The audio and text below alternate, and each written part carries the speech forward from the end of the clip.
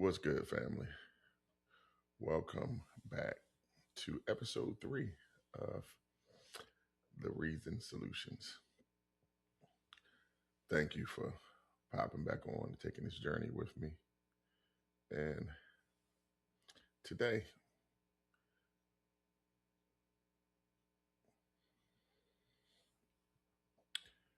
here's the thing about life. Sometimes the deepest lessons don't come from politics, professors, textbooks. Sometimes they just come from classrooms, and sometimes they come from conversations with somebody who sees a world different from where you are. Someone that appears to be someone that appears to have a world view totally different than you. So today we're going to have one conversation, 3 points of view. And the tease for the first point of view is think about a sitcom that really made you laugh. That was funny. And funny for your own reasons. Everybody has a different sense of humor. I know my sense of humor varies all over the place. So I will give you my top 5 comedy sitcoms. Now, again, my top 5. Not your top 5, my top 5, because it's my point of view. And after you listen, and I give you my explanations on why they're my top 5, then comment, drop yours in the comments so we can see if we're that far apart or if you learn too much about me through these 5 TV shows that I always knew it was something special about Brother Mark. So here we go. My first one, in order, Veep. And the reason why I write Veep, because it's like political satire, and I like politics with humor. And it shows how ambition, ego can shape government. Sanford and Son. And, of course, Red Fox. But back then, he said some stuff on TV that you can't say now. Like calling his son a big dummy and saying he gonna put Esther face in some dough and make gorilla cookies. You definitely couldn't say that right now on TV. The Big Bang Theory. Now, the Big Bang Theory, because I love Sheldon. I like the entire cast, but I like Sheldon the best. And in my brief understanding, and especially for a person that's been in education for over 25 years, it gave me my best, the most simplistic understanding, basic understanding of autism spectrum disorder that helped me better understand me, my children, the students I teach, and it made me more open to understanding why some people react to some things that I thought would be just easy to respond to. Abbott Elementary, it gives me a chance to just laugh, relax about the profession that I love. Because it's not realistic. There's no way in the world that they're always on break in the teacher's lounge at the same time. And they could just walk in each other's classroom while they're teaching and start asking questions about stuff. But it's funny. And it's light. And we do have moments in schools that are similar, but it's funny. So I enjoy laughing at my profession. And of course, number 1, Martin. Come on now. Martin Lawrence. Enough said. Nothing else needs to be said. Now, you may have a different point of view. You may have a different top 5. Remember, this is a judgment-free zone unless you leave Martin off the list. Then we might need to have a follow-up conversation. So drop your 5. And let's have fun with it. So if you made it this far through my silliness, first I want to thank you for joining me on this pod, on this journey. Make sure you like, share, subscribe. That's the only way these conversations can continue. And I appreciate your consideration in doing those three things. Point of view number two. We talked about politics before. And segueing from TV to politics, it's a seamless transition because, these real life situations that we see on TV, similar to the same things that happen in politics. Because the truth is, what we call politics is often just life showing up with a different name tag. And what do I mean by life showing up as a different name tag? I don't want to lose you. Stick with me for a minute. Politics isn't really politics the way we usually think about it. It's sometimes closer to everyday survival, everyday choices, everyday frustrations. Like when you go to the grocery store to buy something that for $50 that used to fill up your bag, your grocery bag. Now, when you go to the grocery store and you spend $50, but don't feel like you got $50 worth of goods, that's politics. When you're driving to work and you had to fill up your tank, and $20 don't even get you halfway full, that's politics. When you walk into a school and you can instantly feel the difference between a building that's fully resourced and one that is just making it work with less than it should. It's the conversations you have at the barbershop and the hair salon about why everything keeps going up, but my paycheck is not going up. It's staying the same place. It's the dinner table where you're looking at how we're going to get our kids into a summer camp, or are we going to be able to afford to go on a vacation? Or just, is this school good for my kid, or do I have to transfer my kid to another school? Or do I have to move from this neighborhood because nothing in this neighborhood is not a safe neighborhood, or there's no one in this neighborhood for my kids to play. They don't have a good playground to play at. All those things are politics. Because when you start seeing it that way, you realize politics isn't far away from us. It's already in the middle of everyday lives. Let's reason together. What's one everyday moment in your life, like groceries, schools, or your commute, that makes you feel like politics is already right in the middle of what I'm doing every day? Drop it in the comments so we can learn and grow together, talking about politics in a just basic norm way.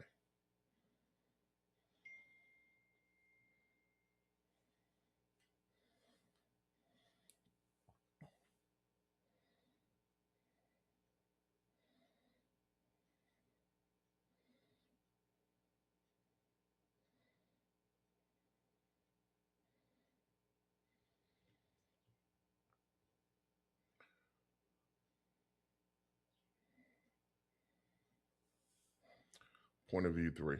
This one is, all of my topics are important to me. This one is a little bit more personal to me because I had a book published in 2017. It was called The New 2%.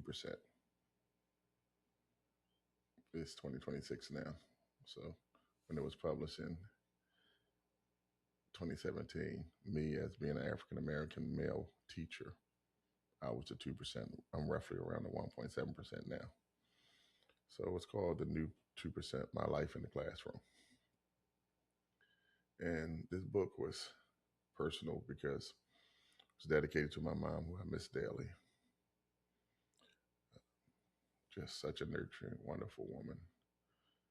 My wife, whose brilliance has always pushed me from day one to be a better person, to be more intellectually curious than my two sons, who are my why. They're definitely my why.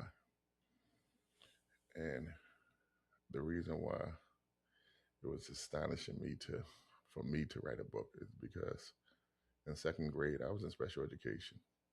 So I had this slur. Well, speech impediment would be the way it's described more technically now. And it wasn't that I had a thinking problem or a thinking issue. It was just that I spoke differently than everyone else. And it was so embarrassing that being in those classrooms, it pushed me to be out of that classroom. And also my second grade teacher who I had a crush on, Miss Ballard. But that's another book. And I say all that to say this is a young black boy growing up in the projects of North Philadelphia with a speech impediment. And I'm blessed to be able to say now I've published a book. I've gone to school and got 2 master's degrees. And I say that not to brag about me, but that's the same energy I bring into the classroom. That if I can do it, anybody can do it. We just have to work harder at some issues and work with passion. And we have to show patience and grace as teachers, as professionals to help our scholars connect. Because when they have success in one area, that can bleed over to other areas. They have success in science, that can bleed over to math, and that can bleed over to reading. They have success in reading, that bleeds over to other subjects. They have success in physical education, art.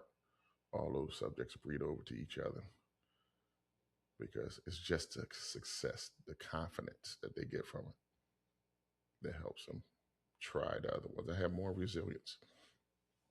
So the book that I published, Table of Contents, first chapter, How I Got Here. I got there because on WDAS, there was this commercial that would come on every day when I was in the car. It seemed like saying, the school district needs African American male teachers. The school district. I was like, yes, they do. I wish somebody would go down there and become a teacher. I'm tired of these men. But then one time I realized it was me. And then a mentor of mine uh, made me go down to help this lady open up a school building. A year later, I'm down there applying for a position at that school building. And because I had that connection, because I listened to my mentor also, even though he made me get up out of bed since I was working overnight and still had to be down there at 7 o'clock in the morning. Here I am, 25 plus years later. Chapter 2, Advice from a Maniac. I am a maniac. My wife always lets me know that. I went into a profession I had no idea what the profession entailed. I went in there anyway. Chapter 3, Maternity Leave. Hold on. Before we say it, what does this guy know about maternity leave? Well, I never had maternity leave. But the way I got this position at the school was this lady was going on maternity leave. And I was the new 8th grade reading teacher. My second grade class, chapter 4, chapter 5, teacher's aide. I was a teacher's aide. I was supporting another teacher. Chapter 6, looping part 1. Oh, it's the greatest experience ever when you teach a group and then you get a chance to teach them again the next year, because you can jump right in and have really educational growth for all the kids because you know them already. You have to know new names, new parents. They understand your expectations. Looping is the best. Parents, how to help guide for your children and teacher success.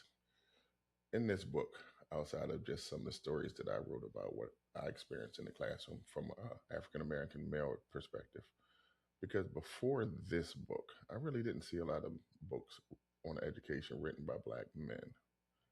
There was one book written about why I chose to stay from a principle at Vaux in North Philadelphia that really inspired me to think about, consider writing my own book. So that was, so I wrote some help guides, some I call them survival kits for how to help your child and to how to help your child succeed in class, but also how to support your child's teacher. Um, in episode 5, I'll go in a little bit more detail about some of my anecdotes, some of my prescriptions for how to support your child in school and your child's teacher. Um, Chapter 7, looping part 2. So I don't really got a chance to do it one time. I did it the second time. I looped. And like I said, looping is so much fun. And these became my students that I taught for many years after that. Even some of them worked at my summer camps. Some of them are off doing great things. A lot of them are off doing great things, becoming lawyers, doctors, running their own businesses, teaching. So, and I end with my life in the classroom. So that's my book. This book was really personal for me because a lot of times I was writing it on the back of a bus as I'm taking these kids. I remember the last time we were going to New York for a class trip, and I'm sitting on the back of the book, and I'm like, I'm never doing this again. Back of the bus saying, I'm never doing this again. And of course, you know how teachers are. We're always doing it again. So a lot of them are stories, true stories about situations that happen in the classroom. No names are mentioned. But my students that I shared the book with years ago, they realized that I was talking about them. So that's my story, my book. If you're interested, I can just put a comment in the chat. I mean, drop a comment in drop your email or just drop a message in the mentions in the comments, and I will drop the link. I dropped it. I published the book. It was only a 99-cent book because it wasn't really about me getting paid for the book. It was really about me just writing down some thoughts I had about my perspective, my point of view being in the classroom. So thank you very much. If you definitely made it this far, I really need you to like, share, subscribe, tell somebody about the pod. I released the first 3 episodes so you can binge and see where I'm going and where we're going with this pod. And next week, it'll just be 1 week, every week, once a week until I go back to school. And then it'll be bi-weekly starting in September. So hopefully we all have fun this summer learning about the interesting things that come to my mind as far as my top 5s, a little bit about politics and the importance of politics and why we do need to be engaged in some form or fashion. And if we don't choose to be engaged, then what's the alternative? And about education. With that being said, I thank you for listening to this pod and have a great day. Peace.